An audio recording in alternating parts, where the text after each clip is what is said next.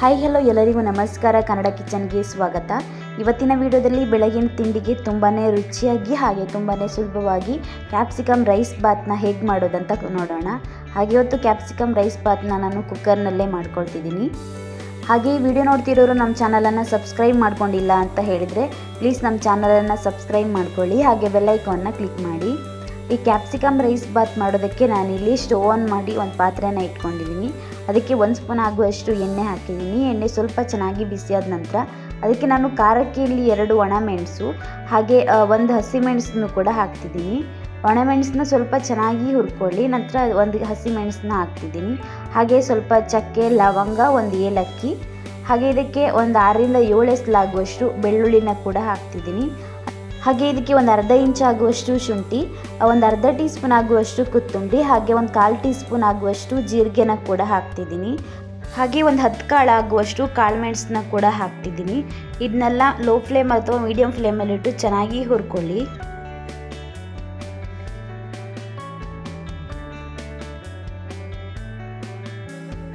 ಈ ಮಸಾಲನ್ನೆಲ್ಲ ಸ್ವಲ್ಪ ಚೆನ್ನಾಗಿ ಹುರ್ಕೊಂಡಾದ್ಮೇಲೆ ಈಗ ಇದಕ್ಕೆ ನಾನು 1 ಟೇಬಲ್ ಸ್ಪೂನ್ ಆಗುವಷ್ಟು ಕಡಲೆ ಬೀಜ ಹಾಗೆ 1 ಟೇಬಲ್ ಸ್ಪೂನ್ ಆಗುವಷ್ಟು ತೆಂಗಿನಕಾಯಿ ತುರಿನ ಕೂಡ ಹಾಕ್ತಿದ್ದೀನಿ.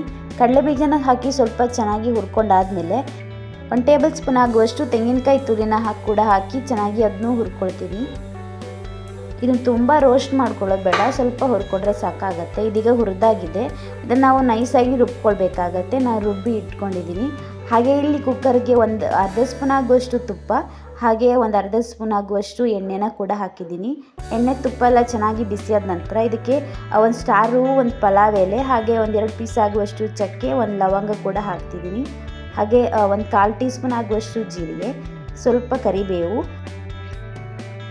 ಹಾಗೆ ಇದಕ್ಕೆ 1 ಈರುಳ್ಳಿನ ಕೂಡ ಈ ರೀತಿ ಉದ್ದಕ್ಕೆ ಕಟ್ ಮಾಡಿ ಹಾಕಿ ಅದನ್ನು ಕೂಡ ಚೆನ್ನಾಗಿ ಫ್ರೈ ಮಾಡ್ಕೊಳ್ತೀನಿ.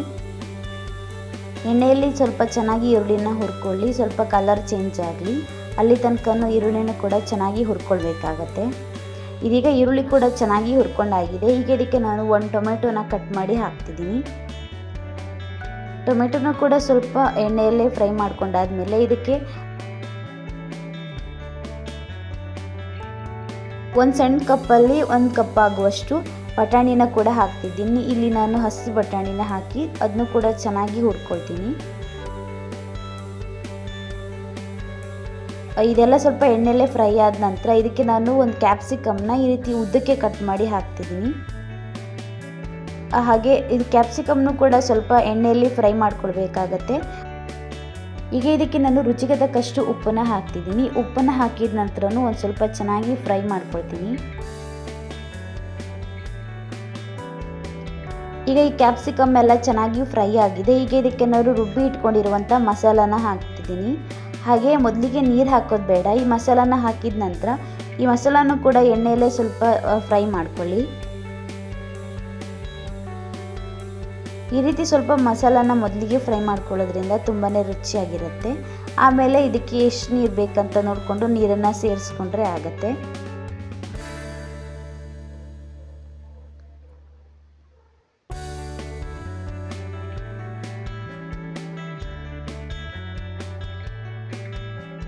ಈಗ ಮಸಾಲ ಚೆನ್ನಾಗಿ ಫ್ರೈ ಆಗಿದೆ. ಹಾಗೆ ಹಸಿ ವಾಸನೆ ಕೂಡ ಹೋಗಿದೆ ಎಣ್ಣೆಯಲ್ಲಿ ಚೆನ್ನಾಗಿ ಫ್ರೈ ಆಗಿ. ಈಗ ಇದಕ್ಕೆ ನಾನು ಈ ಲೋಟದಲ್ಲಿ 1-2 ಲೋಟ ಆಗುವಷ್ಟು ನೀರನ್ನು ಹಾಕ್ತಿದ್ದೀನಿ. ನಾನು ಈ ಲೋಟದಲ್ಲಿ ರೈಸ್ ಬಾತ್ ಮಾಡೋದಕ್ಕೆ 1 ಲೋಟ ಆಗುವಷ್ಟು ಅಕ್ಕಿನ ಹಾಕಿದ್ದೆ.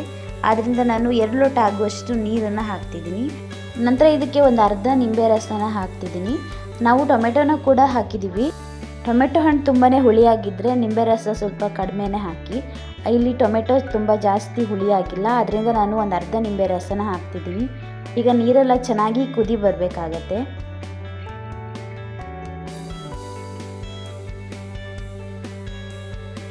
ಇದೀಗ ನೀರು ಚೆನ್ನಾಗಿ ಕುದೀತಾ ಇದೆ. ಈಗ ಇದಕ್ಕೆ ನಾನು ಚೆನ್ನಾಗಿ ತೊಳೆದಿಟ್ಕೊಂಡಿರುವಂಥ ಅಕ್ಕಿನ ಹಾಕ್ತಿದ್ದೀನಿ. ಅಕ್ಕಿ ಹಾಕಿದ ನಂತರ ಇದಕ್ಕೆ ನಾನು ಸ್ವಲ್ಪ ಮತ್ತೆ ಉಪ್ಪನ್ನು ಹಾಕ್ತಿದ್ದೀನಿ. ಒಂದ್ಸಲ ನೀವು ರುಚಿ ನೋಡ್ಕೊಳ್ಳಿ.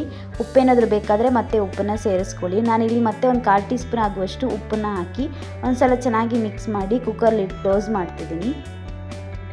ಈಗ ಕುಕ್ಕರ್ ಲಿಡ್ ಕ್ಲೋಸ್ ಮಾಡಿ 1-2 ವಿಸಿಲ್ ಕೂಗಿಸ್ಕೊಂಡ್ರೆ ಸಾಕು.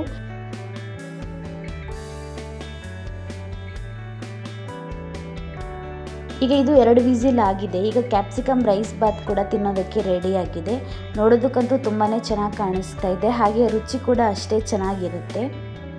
ಮಾಡೋದು ಕೂಡ ತುಂಬಾ ಸುಲಭ. ಬೆಳಗ್ಗೆ ಒಂದೇ ರೀತಿ ತಿಂಡಿನ ಮಾಡಿಕೊಂಡು ಬೇಜಾರಾಗಿದ್ದರೆ ಈ ರೀತಿ ಸ್ವಲ್ಪ ಡಿಫ್ರೆಂಟಾಗಿ, ಹಾಗೆ ಆರೋಗ್ಯ ಕೂಡ ತುಂಬಾ ಒಳ್ಳೆಯದು. ಕ್ಯಾಪ್ಸಿಕಮ್ ತುಂಬ ರುಚಿಯಾಗಿ ಕೂಡ ಇರುತ್ತೆ. ನೀವು ಒಂದ್ಸಲ ಮನೇಲಿ ಇದೇ ರೀತಿ ತುಂಬಾ ರುಚಿಯಾಗಿರುವಂಥ ಕ್ಯಾಪ್ಸಿಕಮ್ ರೈಸ್ ಬಾತ್ನ ಮಾಡಿಕೊಳ್ಳಿ. ಹಾಗೆ ಹೇಗೆ ಬಂದಿದೆ ಅಂತ ಕಮೆಂಟ್ ಮಾಡಿ. ಹಾಗೆ ನಿಮಗೆ ಈ ವಿಡಿಯೋ ಇಷ್ಟ ಆಗಿದ್ದರೆ ಪ್ಲೀಸ್ ಒಂದು ಲೈಕ್ ಮಾಡಿ, ಶೇರ್ ಮಾಡಿ, ಕಮೆಂಟ್ ಮಾಡಿ. ಹಾಗೆ ಪ್ಲೀಸ್ ನಮ್ಮ ಚಾನಲನ್ನು ಸಬ್ಸ್ಕ್ರೈಬ್ ಮಾಡಿಕೊಂಡು ನಮ್ಮ ಚಾನಲ್ಗೆ ಸಪೋರ್ಟ್ ಮಾಡಿ. Thank you.